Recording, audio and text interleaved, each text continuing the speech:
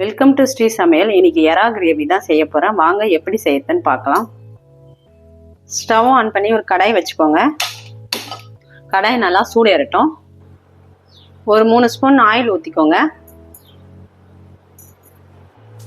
ஒரு 3 வெங்காயம் பொடியாக கட் பண்ணியிருக்கேன். இப்போ நம்ம இதை சேர்த்துக்கலாம். இப்போ வெங்காயம் நல்லா வதங்கி வரட்டும்.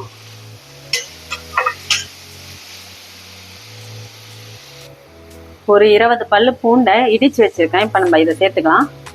எறாவுக்கு நம்ம பூண்டு அதிகமாக சேர்த்துக்கணும். இப்போ வெங்காயமும் பூண்டு நல்லா வதங்கி வரட்டும்.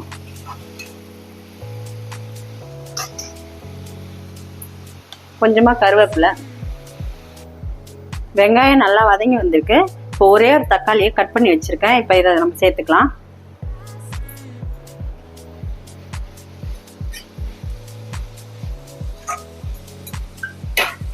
இப்போ நல்லா வதங்கி வரட்டும்.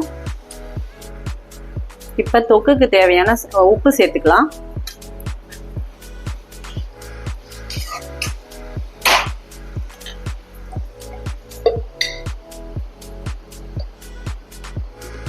ஒரு 1/4 ஸ்பூன் மஞ்சள் தூள் சேர்த்துக்கோங்க.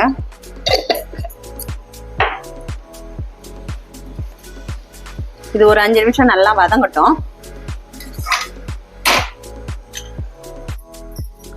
இப்போ வெங்காயம் தக்காளி நல்லா வதங்கி வந்திருக்கு. ஒரு 1/4 கிலோ எறாவை க்ளீன் பண்ணி வாஷ் பண்ணி வச்சுருக்கேன். இப்போ நம்ம இதை சேர்த்துக்கலாம்.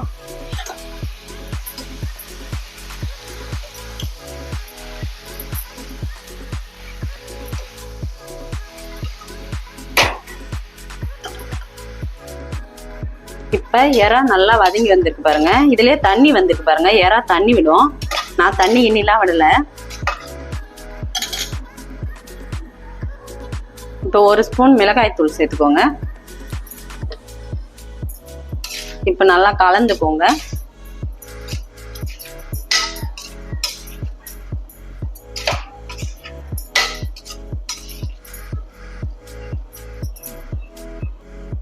நம்ம ஒரு 1/2 டம்ளர் தண்ணி சேர்த்துக்கலாம். எறாவிலே கொஞ்சம் தண்ணி இருக்குது, அதனால 1/2 டம்ளர் போதும். இப்போ இது நல்லா கொதிச்சு வரட்டும். எறாவும் நல்லா வெந்து வரணும். ஒரு 10 நிமிஷம் மூடி வச்சிடலாம். அதுக்கப்புறம் பார்க்கலாம். இப்போ ஓப்பன் பண்ணி பார்க்கலாம்.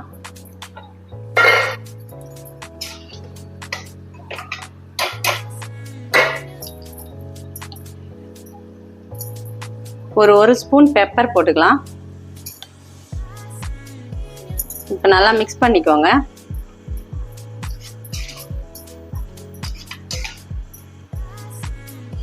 இப்போ மூடிட்டு ஒரு 5 நிமிஷம் இருக்கட்டும். இப்போ ஓப்பன் பண்ணி பார்க்கலாம். எறா நல்லா வெந்து எண்ணெய்லாம் ஓரத்தில் பிரிஞ்சு வந்துருப்பாருங்க. இப்போ ஸ்டவ் ஆஃப் பண்ணிடுங்க. இப்போ சூப்பராக எறா கிரேவி ரெடியாக இருக்கு பாருங்க. நீங்களும் இது மாதிரி உங்கள் வீட்டில் செஞ்சு பார்த்துட்டு எப்படி இருக்குன்னு கமெண்ட் பண்ணுங்கள். இந்த வீடியோ பிடிச்சிருந்தா லைக் பண்ணுங்கள், ஷேர் பண்ணுங்கள், சப்ஸ்கிரைப் பண்ணுங்கள்.